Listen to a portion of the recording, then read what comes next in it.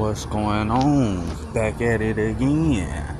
It's your boy, Park Bench Mojo. So we in this bitch. I just need to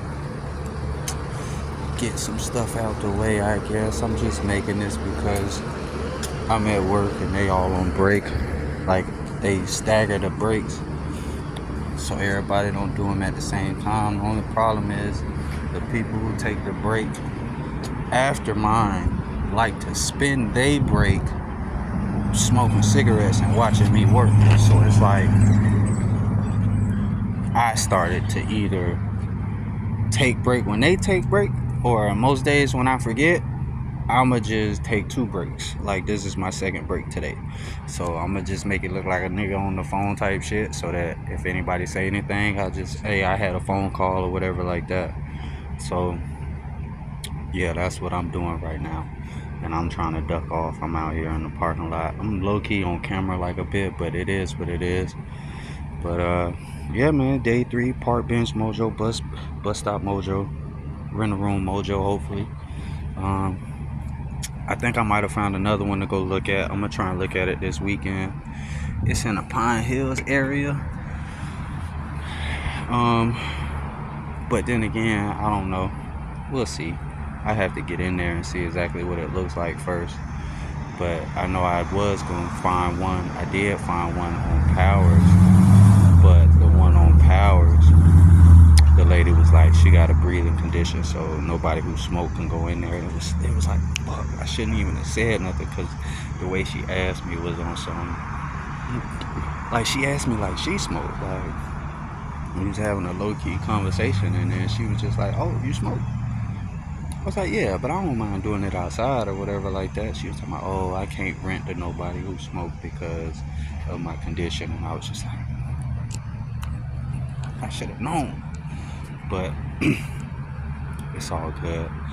Maybe next time I'll learn my lesson. Can't give up, you know what I mean? What is it? This is the day after Juneteenth, the 20th, I guess. So we got 10 days to figure this out. But other than that, just gonna keep trying, man. That's all we can do, is just keep trying. I was gonna try and give you the rundown of exactly what happened and how we even got to this point.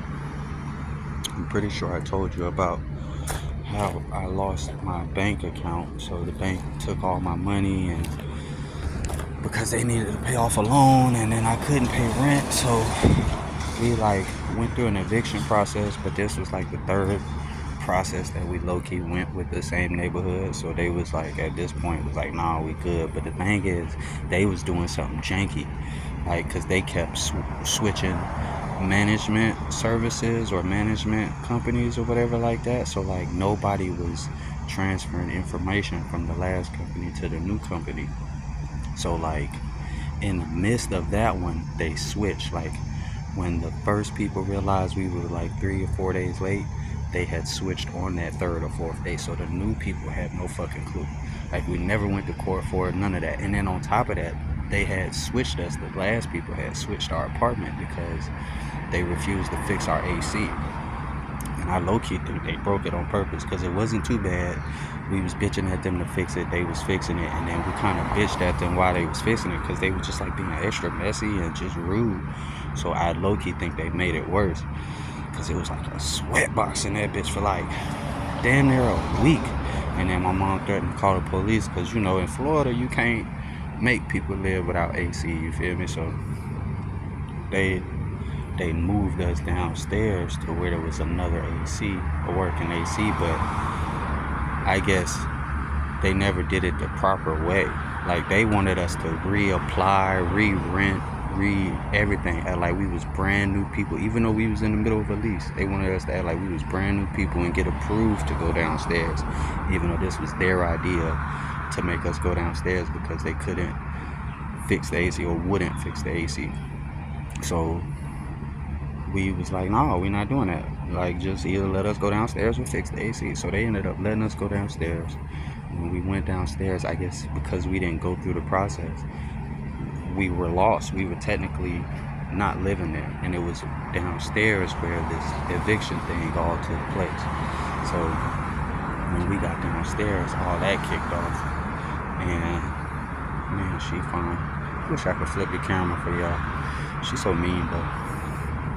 But it was downstairs where that last eviction took place.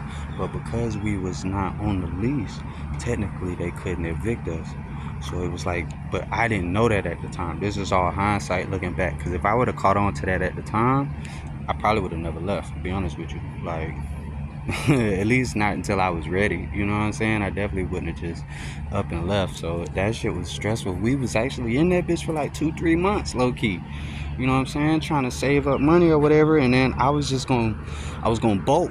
I was gonna bolt. That's what I was trying to do. I was using that little time to save up money. I think the first month we was trying to pay them back, and that's when they was like, nah, we don't want your money. And then I think February was like, all right, fuck it, we gonna slide then. You know what I'm saying? Like, I had already sent Natasha up north, so we was all going up north. It took me like 1 weekend. I packed our whole 2-2. We had a 2-bedroom, 2-bath. I packed our whole apartment in a U-Haul truck by myself. Well, you know, shout out my nephew and my cousin Tony. They came through and they helped, not the same time, but 2 different days or whatever. But for the most part, I did it all by myself. I'd probably say I did about 70% of that house by myself. Packed it all in a U-Haul. My mom flew up here on her own, went to Boston, and then I drove up to Holyoke. It took me like 2-3 days or whatever like that, just drinking energy drinks. I smoked like a whole ½ ounce. It was hilarious. I was scared to smoke the whole drive through Florida. I think I smoked one in Florida just because it's like, bro, this is my last time in Florida. You got to do it. And then I was scared of Georgia. If you know, you know. I was damn so scared to do anything in Georgia, but it was like the minute I got outside of Georgia, it was over. I pulled over, parked, because up until that point I would just park and then hop in the car, because I had my car attached to the U-Haul on a dolly. So I would just hop out of the U-Haul, park, get into the car and smoke or whatever like that. So, but once I passed Georgia, I took all that shit and put it in the cab with me, and it was a wrap, nigga. It was just weed smoking, energy drinks, nigga. And I'm in that bitch listening to everything from rock and roll to Lil Jon, bitch, trying to stay awake. I'm talking about driving all over that bitch. Nigga almost died on that bitch and all.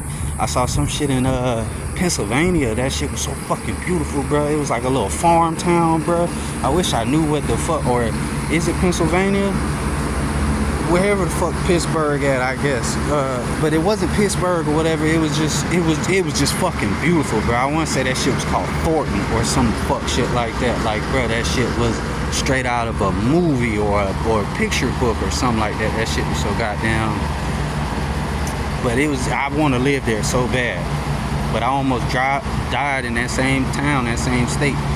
Cause I'm driving, I'm low key flying, and then next thing I know, gradually I feel myself leaning forward in that bit. Like, I ain't even notice I was leaning forward until I realized like how much muscle I was using to hold myself up.